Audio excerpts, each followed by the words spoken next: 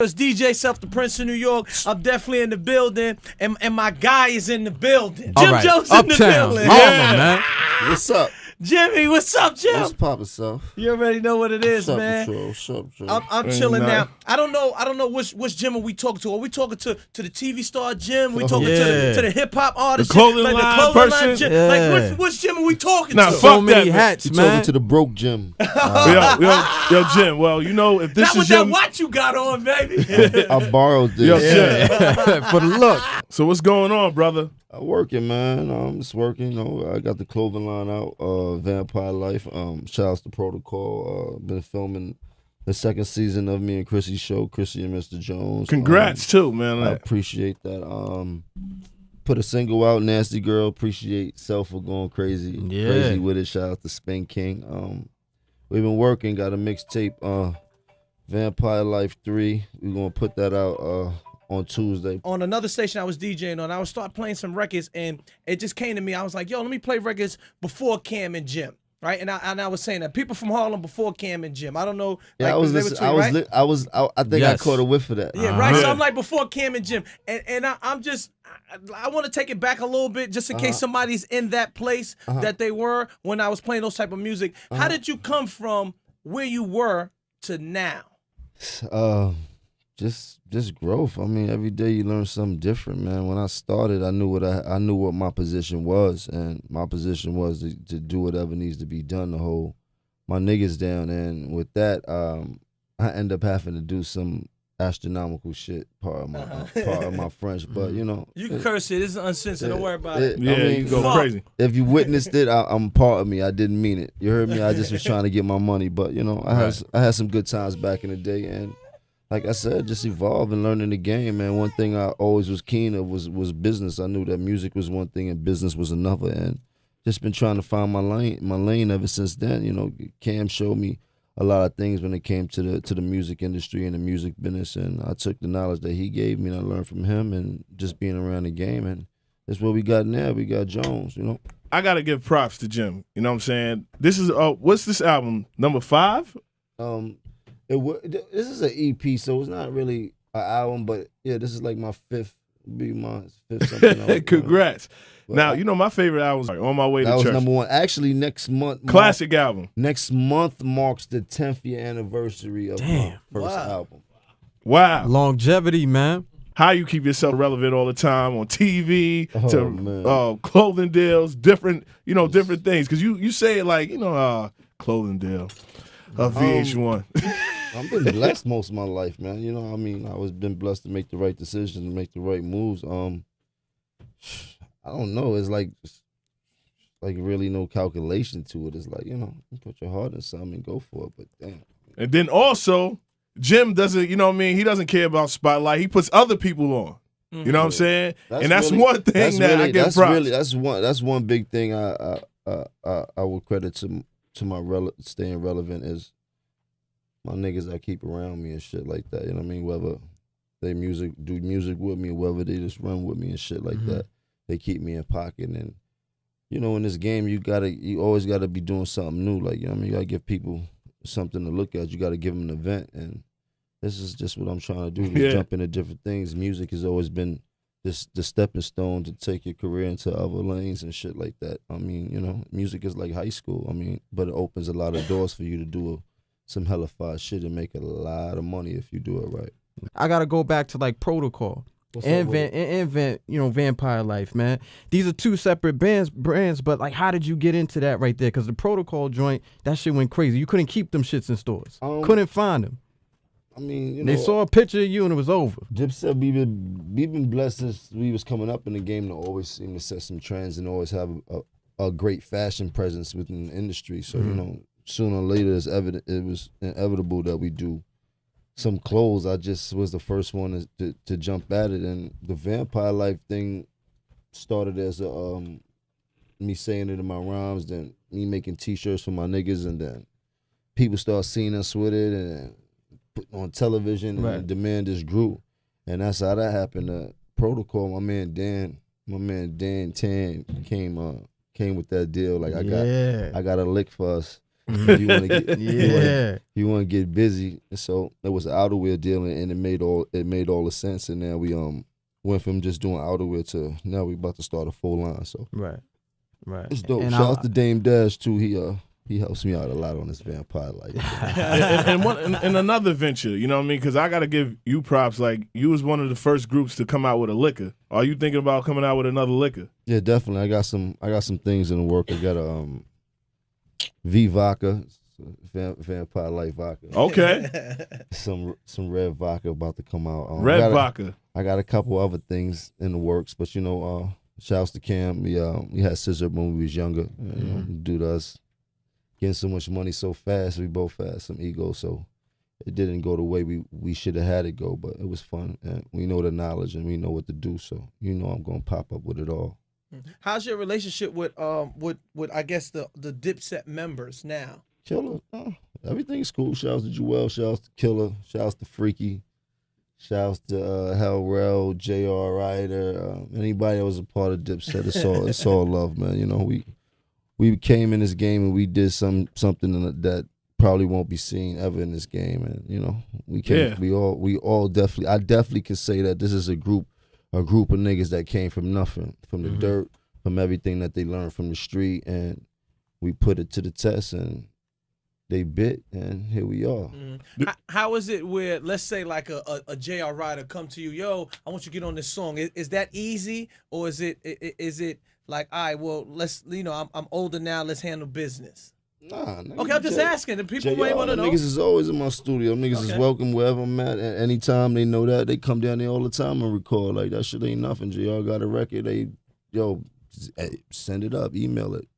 Shit is the same. Or come to the studio. JR brother makes some beats that's fire. He got some fire too. But we working. It's still one big family. I mean, everybody's grown, but that respect is still there and shit like that. That brotherhood. You know what I mean? One thing, I came to your studio with Trav, and one thing you said to me, he was like, yo, Trav keeps me going. You know what I'm saying? That young boy got to, he get a verse, and I gotta go ahead and get a verse. Yeah, it's definitely like that. They definitely keep me on my toes. They so creative and they real fast with it when it comes to the music. So, whenever they got a song up, it's like, yo, when you gonna do that verse? So it's like, see myself doing verses all night, and then it's cool though. It's good to keep me on my toes, and we end up making a lot of hits. I mean, we got a lot of surprises for people in this coming year, this fourth quarter coming up. We're gonna have some real fun. So I'm not mad.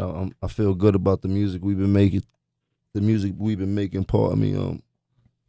We feel good too. We feeling strong. Good. Quick question about the whole reality thing, man, because I think a lot of you set the bar when it came for males in this game. Speaking of reality, this is Chrissy. Yeah, let me call. Oh, I'm doing an interview. I'm gonna call you right back. Special call, special guest Chrissy right here now. You know what I'm saying? Live. Yo, you have like we've seen how you feel personally. Like sometimes you just be like, get that fucking camera out of my face, man. Yo, how is it dealing with that whole reality stuff? From your standpoint, because I think it seems like the females, they embrace it more. But for us, it's a little bit more stressful. I don't know if the females embrace it more. They know, I mean, it's at the end of the day, it's a job. So, sometimes you got to watch what you ask for. But having the camera in your face all the time is not the most comfortable feeling at all times. Sometimes you're in a good mood. Sometimes you're not in the mood for it. But when you're in a position that we take, like executive producers, like, we can't let our personal feelings of how we feel and get involved with the big scheme of things, which is making a dope-ass show that people going to watch so we could get a #1 slot and we continue to use television as a vehicle worldwide for us to sell whatever it is we want to sell. Because at the end of the day, that's what it all boils down to, marketing. I had my aunt. My aunt came from Chicago. My aunt is maybe 75 years old. Only person she wanted to meet was Jim Jones. Said, I'm coming to New York. I want to meet Jimmy. And I said, huh? She said, I want to meet Jim. She said Jim Jones. And in my head, I'm thinking she talking about Jim Brown or something like that. You understand what I'm saying? James Like, Brown's dead, man. She said Jim Jones, but it registered in my head Jim Brown. Right. You understand what I'm saying? So I'm like, then she got here, and then Jim Brown is still alive. I think, right? Yeah, right? I don't know. So she said, no, Jim Jones. I want to meet Jim Jones. I took her to meet Rick Ross, Wale, Meek Mill. I forgot a handful of other artists. She didn't care about any of them. She didn't take no pictures and say hi. Didn't say anything. Took her to Jim Jones. Went berserk. Yeah. So I'm just saying, does that make you feel any type of way? Like I feel like you can't walk down the street if a 75-year-old lady is loving you. Like, do that make you feel some type of way, either bad or good? Listen, I think about this shit a little bit different than most artists or artists that's very famous or however, whatever it may be and shit like that. Like, I ain't got no other job, brother, so This is what's I calculate pictures and notoriety as money. I calculate me and showing my fans that love as money. I mean, you know what I mean? Like, that's what it all calculates to me. If I stop and take a picture or, like, it's cool. If I come outside, I'm prepared for it. You know what I mean? If I'm upset, I try to avoid it as much as I can and stay indoors or stay in the car or something. But for the most part, we know what we here to do, man. You know what I mean? Yeah. Let's talk about that new mixtape that's coming out Tuesday. Yeah, you got any features on that? V3. Nah, we got us on it. Okay. You heard me? I want them to hear us, and then we get into some real shit. I got V3 coming out, then I'm gonna do Rich Porter Part 2. That would be loaded with a bunch of features. Nice. Yeah, that's crazy right there. This vampire thing, you know, got my niggas Shooter, Trav, Mel Murder, Charlie Rock, Lady H. How did this Charlie Rock thing come about? I started seeing pictures with Charlie Rock. How did that whole deal come about? It's not really a deal. You know what I mean? Well, him even just like saying, "Hey, I want to be rocking out with Jim." Yeah. I mean, just me. You know me. I'm still. I got my ear. I guess I got my ear closest to the street than anybody else. So you know how that goes. But Rock is a good dude. He makes some good music. At the most part, you know, I know a lot of people probably look at different things and come up with their own notions, but me myself, I'm a fan of good music. Nasty Girl, what made you come about with that record? Spin King came to the studio with the beat. Like, yo, I got this beat. I got Jeremiah in town with us. Let's get busy. He put the record up, did my verse like in 83 seconds. That was one of them beats. Like, oh, all right, that's what we doing. Jeremiah referenced it. Went back and forth. He got it right. And then we started pushing. Shouts to Spin King. That's my guy right there. He got hit. Shouts to Vinyls, too. Vinyls got that heat, man. If you don't know about Vinyls, go check him out. He got a couple of hits right now. I guess he got the Drake record, the No New Friends. He got the J record, You Know I Got It. Talented kids, bro. You know what I mean? About to be rich kids in a minute.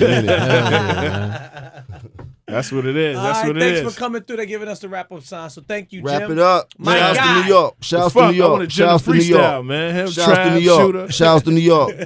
Shouts to New York. I don't freestyle. I pay style. Okay. You heard me? You can send that on PayPal. You heard? Jimmy, just one time, can you please let these people know, all like 6 million listeners, let them know where you from, man. Where I'm from? Where you from, man? I'm from the Bronx.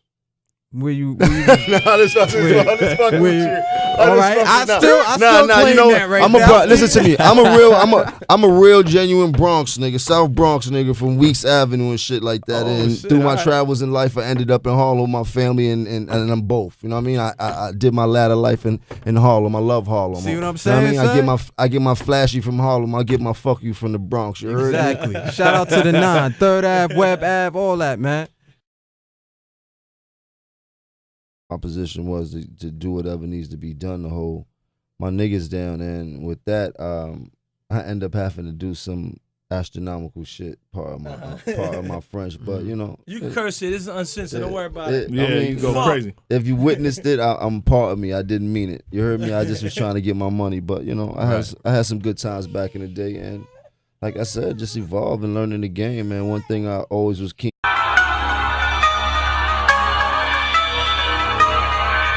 Automatic. All down, polio, fuck that. It's DJ Self, the Prince of New York. I'm definitely in the building, and my guy is in the building. All Jim right. Jones in the Uptown, building. Mama, man. What's up? Jimmy, what's up, Jim? What's poppin', self? You already know what it is, What's up, man. Joe? What's up, Joe? I'm chilling Ain't now. nothing. I don't know which Jim are we talking to. Are we talking to the TV star Jim? We talking Yeah. to the hip hop artist, The clothing Jim? Like line the clothing line person? Jim? Yeah. Like which Jim are we talking Nah, to? fuck So many that, man. hats, You talking man. to the broke Jim? Yo, Jim. Well, you know, if this Not is with your that watch you got on, baby. I borrowed this. Yo, Jim. For the look. So what's going on, brother? I'm working, man. It's working. You know, I got the clothing line out. Vamp Life. Shouts to Protocol. Been filming the second season of me and Chrissy's show, Chrissy and Mr. Jones. Congrats too, man. I appreciate that. Put a single out, Nasty Girl. Appreciate Self for going crazy, Yeah. crazy with it. Shout out to Spin King. We've been working. Got a mixtape, Vampire Life 3. We're gonna put that out on Tuesday. On another station I was DJing on, I would start playing some records, and it just came to me. I was like, yo, let me play records before Cam and Jim. Right, and I was saying that people from Harlem before Cam and Jim. I don't know. Yeah, like, I was they were listening. tweeting, right? I think Yes. I caught a whiff of that. Yeah, right. So Yeah. I'm like before Cam and Jim, and I want to take it back a little bit just in case somebody's in that place that they were when I was playing those type of music. How did you come from where you were to now? Just growth. I mean, every day you learn something different, man. When I started, I knew what my position was, and my